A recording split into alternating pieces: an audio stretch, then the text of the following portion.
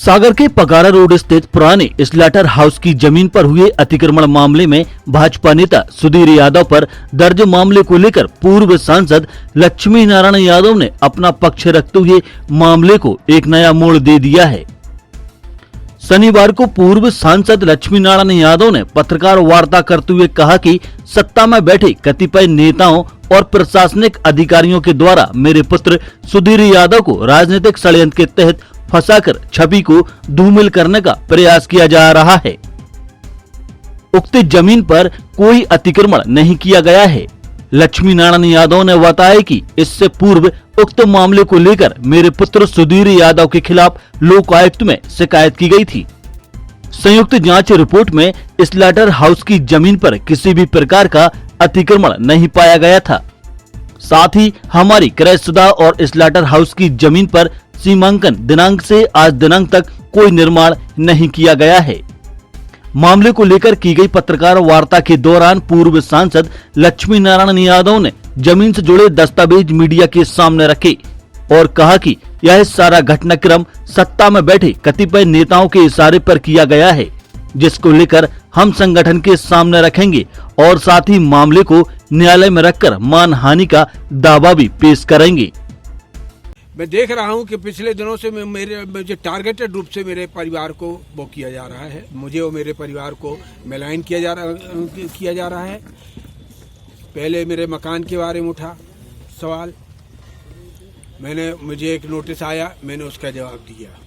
अब हाल में ही अचानक कल यहाँ पर आकर के ये कहा गया कि साहब वो यहाँ आपके लोग अतिक्रमण किए हैं, मेरे सुपुत्र अतिक्रमण किए हुए हैं। मैं इसके बारे में बहुत स्पष्ट कर देना चाहता हूँ और इसी खास तौर से इसको है कि हम लोगों ने कोई अतिक्रमण नहीं किया है और जो जमीन हमारे पास है लगभग 7700 वर्ग फुट, वो जमीन हमने क्रय की है और जब हमने क्रय की है तो हमने उसके वैधानिक डॉक्यूमेंट्स देखे थे। वैधानिक डॉक्यूमेंट्स में नगर पालिका के रिकॉर्ड में दर्ज है कि नहीं है और उसके साथ साथ इसमें पटवारी के उसमें दर्ज है कि नहीं है। और उसके बाद हमने उसको हमने नहीं, हमारे सुपुत्र सुधीर ने इसको क्रय किया।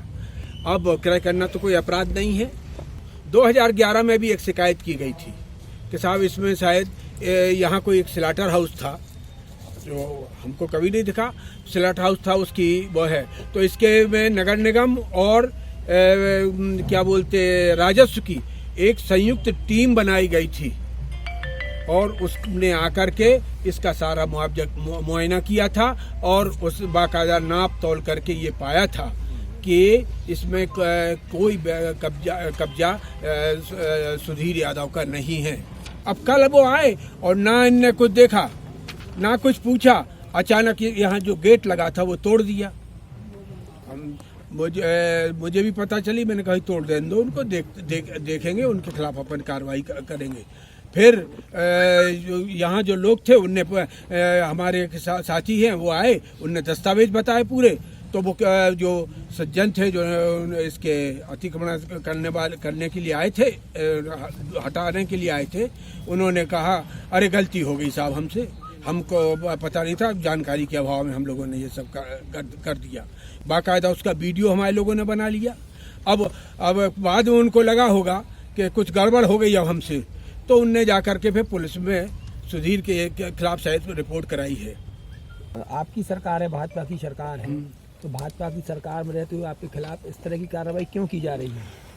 देखिए, राजनीति में बहुत से नेता ऐसे होते हैं जो इस कोशिश में रहते हैं कि कोई उनके या तो उनके दरवाजे पे सब जाएं या मतलब उनकी चले दूसरों की न चले। तो मैं इसी को एक आधार मानता हूँ। इसी में से किन्हीं नेताओं ने ये मेरे खिलाफ। मंत्री तो नहीं है कोई इसके पीछे? अब ये आप अनुमान आप लगा लें। इसके के खिलाफ I am not going to, मतलब मैं किसी प्रकार से इसको छोड़ने वाला भी नहीं हूँ। मैं नगर पालिका को भी, मैं सुधीर नगर पालिका को भी मानहानि का नोटिस देंगे और पुलिस से भी कहेंगे कि वो ठीक जांच करे। पघाड़ा रोड स्थित स्लॉटर हाउस की जमीन पर अतिक्रमण मामले में की गई कार्रवाई को लेकर पूर्व सांसद लक्ष्मी नारायण यादव ने सत्ता में बैठे कतिपय नेताओं पर आरोप जरूर लगाए हैं, लेकिन उन्होंने यह साफ नहीं किया है कि आखिर वह कौन नेता है जिसके इशारे पर भाजपा नेता सुधीर यादव के खिलाफ झूठे तथ्य एकत्रित कर अतिक्रमण की कार्रवाई को अंजाम देते हुए राजनीतिक छवि को धूमिल करने का षड्यंत्र रचा।